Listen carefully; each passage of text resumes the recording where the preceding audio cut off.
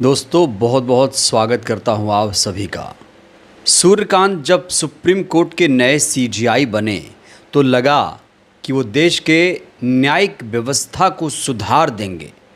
जो supreme court में या देश के अन्य अदालतों में केसेस पेंडिंग हैं उसे ख़त्म कर देंगे।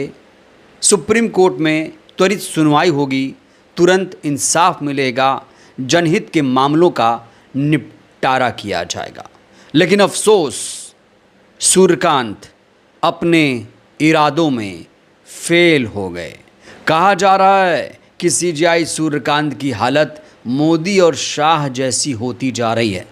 दोस्तों आपको बता दें, मॉनसून सेशन चल रहा है, गृह मंत्री का संसद में इंतज़ार किया जा रहा है। विपक्ष कई सारे सवाल उनसे पूछना चाह रहा है, लेकिन गृह मंत्री शाह संसद से गायब हैं। और यही स्थिति अब सीजेआई सूर्यकांत साहब की भी हो गई है, क्योंकि जहां जहां उन्हें गेस्ट के तौर पर बुलाया जा रहा है, जिन जिन कार्यक्रमों में उन्हें आमंत्रित किया जा रहा है, वहां उनका विरोध शुरू हो गया।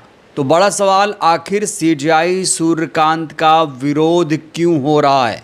दोस्तों इस मुद्दे पर आज हम डिटेल में बात करने जा रहे हैं। साथ ही साथ आपको ये भी बताएंगे कि देश के किन किन हाई कोर्ट्स में सीजेआई के पद अभी भी रिक्त हैं। खबर यह है कि देश के 4 हाई कोर्टों को नए चीफ जस्टिस मिलने जा रहे हैं, लेकिन अभी भी 3 हाई कोर्ट ऐसे हैं जहां बिना चीफ जस्टिस के कामकाज चल रहा है।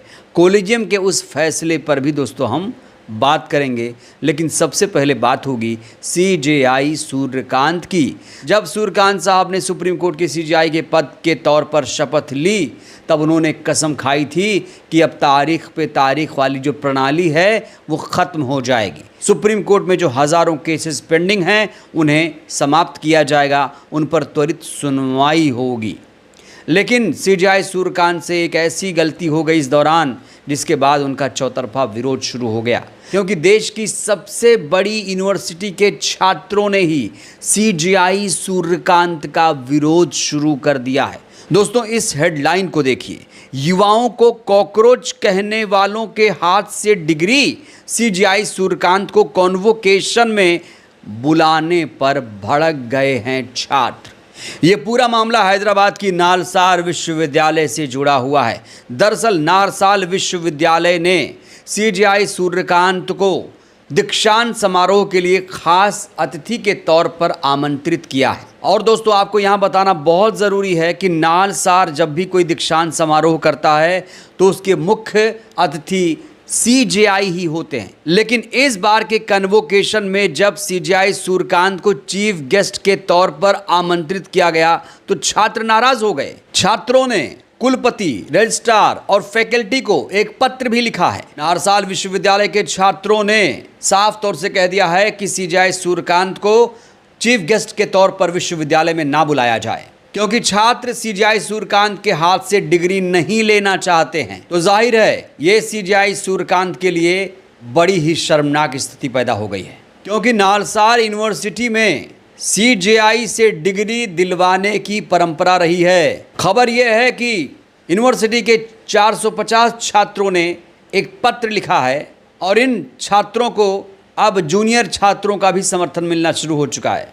छात्रों की तरफ से जो पत्र लिखा गया है फैकल्टी को, कुलपति को, उसमें 2 कारण खास तौर से बताए गए हैं। पहला कारण यह है कि सीजेआई सूर्यकांत ने युवाओं को कॉकरोच बोला था, इसकी वजह से छात्र नाराज हैं। और दूसरा सबसे बड़ा कारण ये, 20 जुलाई को दिल्ली के जंतर मंतर पर जब पुलिस ने बर्बरता की थी तो सीजेआई सूर्यकांत ने बर्बरता का वीडियो देखने से साफ तौर से इनकार किया था और कहा था ये वीडियो देखने के लिए हमारे पास समय नहीं है।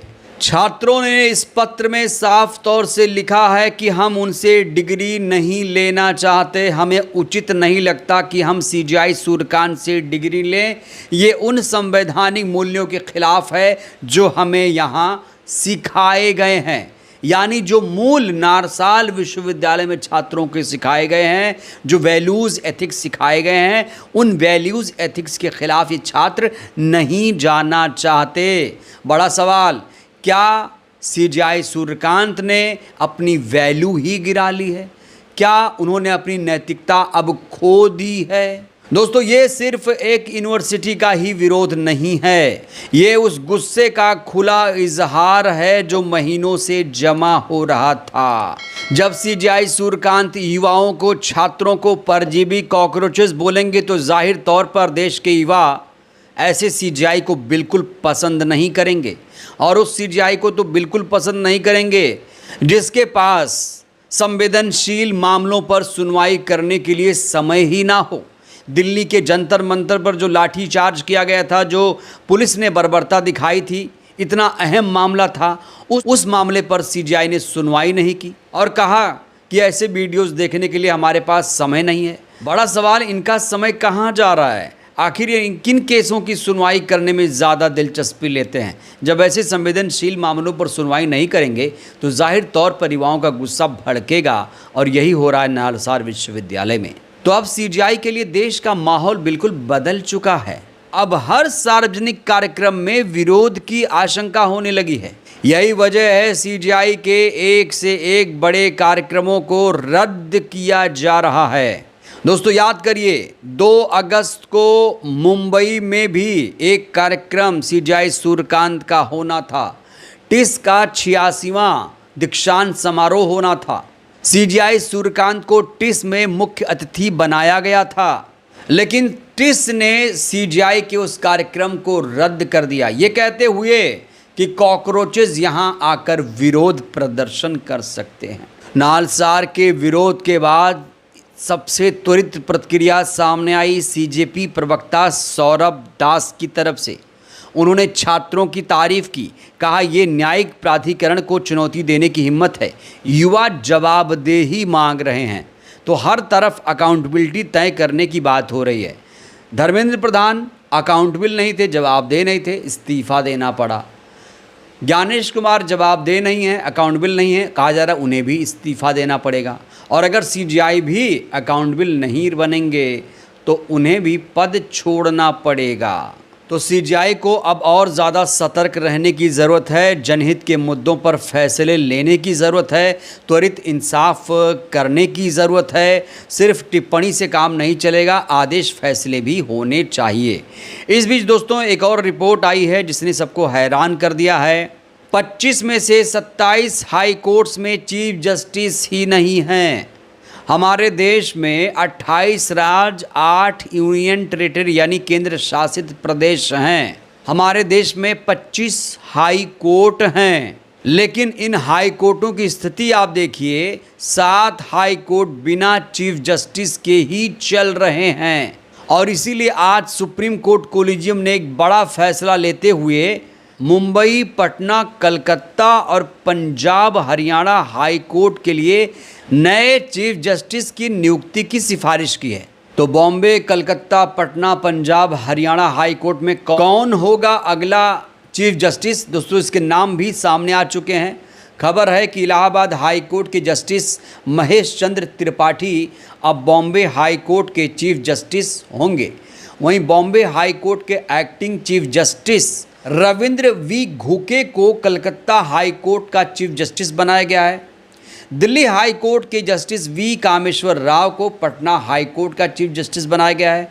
पंजाब हरियाणा हाई कोर्ट के एक्टिंग चीफ जस्टिस और इलाहाबाद हाई कोर्ट के मूल जज जस्टिस अश्वनी कुमार मिश्रा को इसी हाई कोर्ट का नियमित चीफ जस्टिस बनाने की सिफारिश की गई है। लेकिन अभी भी देश के 3 ऐसे हाई कोर्ट हैं जो बिना चीफ जस्टिस के ही काम चला रहे हैं। Rajasthan high court, Jammu and Kashmir high court और मध्य प्रदेश हाई कोर्ट में अभी एक्टिंग चीफ जस्टिस ही कामकाज संभाल रहे हैं।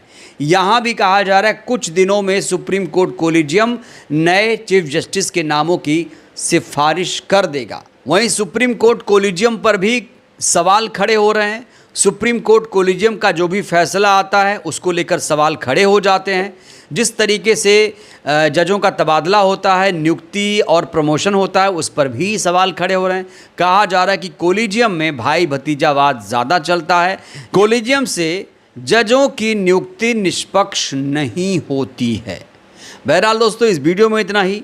सीजीआई सूर्यकांत से आपको कितनी उम्मीद, कितनी अपेक्षा है, ये वीडियो आप कहाँ से देख रहे हैं? आखिर सीजीआई सूर्यकांत का छात्र जिस तरीके से विरोध कर रहे हैं, क्या उसे आप जायज़ ठहराएंगे?